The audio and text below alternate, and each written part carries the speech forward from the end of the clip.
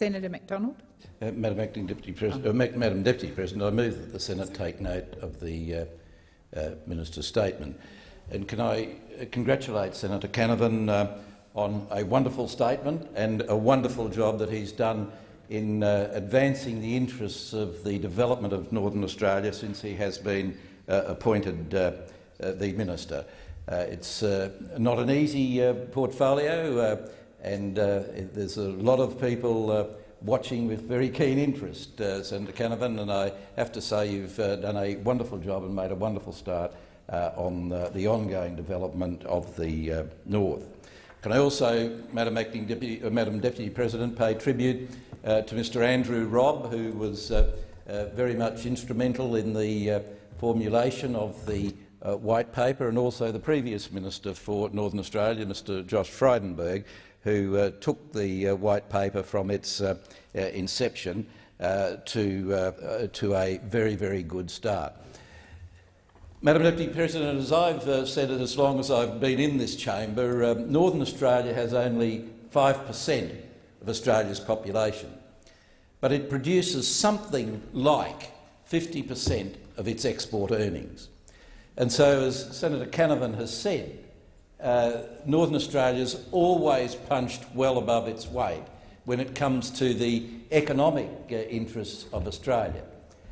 And the further development of Northern Australia is not just about Northern Australians, it's about all Australians, and it's about making sure that the potential of the North is captured and turned into benefit for every single Australian. Madam Acting Deputy President, Senator Canavan has mentioned in his statement at some length just some of the advances that have been made. Can I say a small committee, a government committee which I chair, made up of all the northern members and senators, has been part of an oversight committee where we keep an eye on what is proposed in the White Paper and what action happens. And I have to say, Madam Deputy President, that the Oversight Committee's assessment is that of the 102 significant commitments made in the White Paper a year ago, some 19 have already been completed, and I understand from the Minister that may now be 21.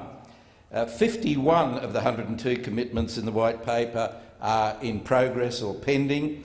30 of the 102 commitments have not yet been actioned, and 2 of them, of a relatively minor nature, have been abandoned. Madam Acting Deputy President, so that's a pretty good start on a major White Paper on the development of the North after just 1 year. And, Madam Acting Deputy President, I want to pay tribute to all of the ministers and departments involved. Now, while Senator Canavan is the Minister for Northern Development, there are many other ministers and departments who have jobs to do under the White Paper. Indeed, there are 16 different federal government ministers who have a role and who are mentioned, whose responsibilities are mentioned in the White Paper. They and their departments have acted in conjunction and enthusiastically to play their part in implementing the very significant interests of the White Paper. Madam Deputy President, Senator Canavan rightly referred to and the connection between Northern Australia and Asia, where between the tropics we expect up to 50% of the world's population will be living in the not-too-distant future, and over 1/3 of the world's middle classes are living in that tropical area. And therefore it gives great opportunity for Australia in the north, in the tropics, to be a world leader on what can be done in the tropics in so many areas, particularly in the area of health. And I am very proud that just last Friday I, together with the Premier of Queensland, officially opened the Institute of Tropical Health and Medicine at James Cook University in Townsville.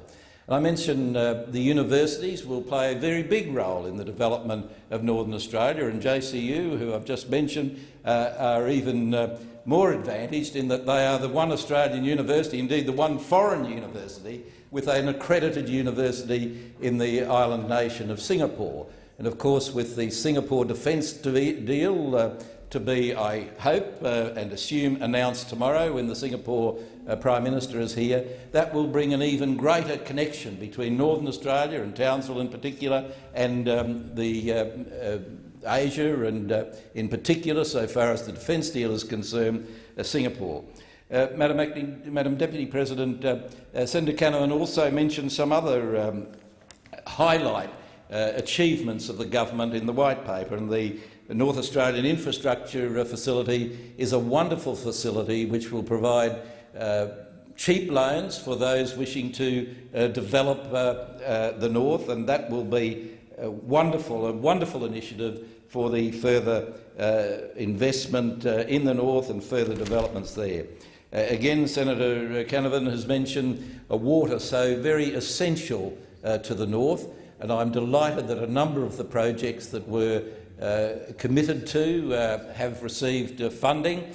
We only need the relevant state governments to actually, who obviously control rivers and streams and water, we need them to get on board and to make sure that the money that the Commonwealth has made available is able to be used to develop water storage, water facilities in Northern Australia, which are so very, very essential.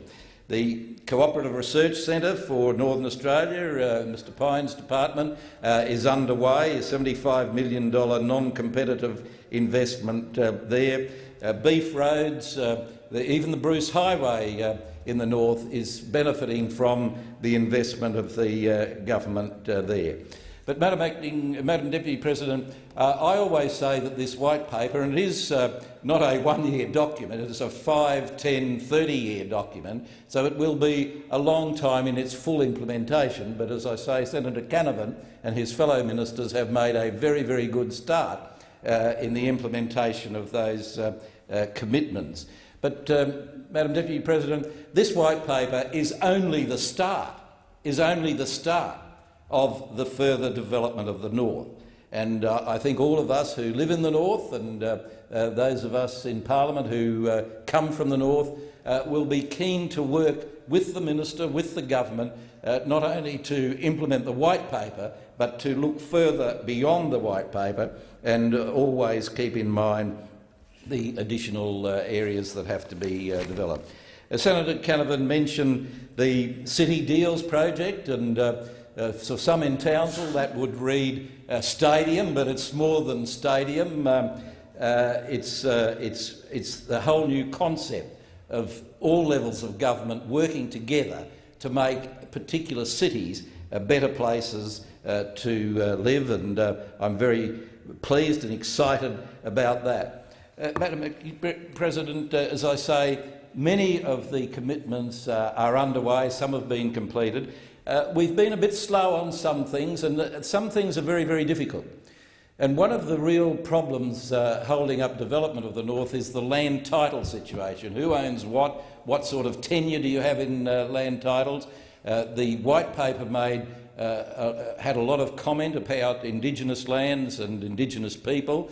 Some of the benefits for Indigenous people are underway and are being actioned, as the Minister mentioned in his statement. The issue of land titles is a very, very complex one and won't be fixed in a 20-minute speech, certainly, and not in the immediate future. But it is something that, for everybody's benefit, really needs to be addressed. And if we can address the issues of who owns what and what land is available, then I think you'll see a huge explosion, an even bigger explosion in development projects in the North. So, Madam Deputy President, a wonderful start. Congratulations to the Minister, to all of the ministers involved, all of their departments in this White Paper. It is a great initiative for Australia, something that will benefit all Australians. And perhaps I can conclude by saying that I look forward to the day when I say that it's not 5% of Australia population producing 50% of its export earnings, but something like 20% of Australia's population producing something like 80% of its export earnings. I think both figures are possible and doable, and I look forward to that day.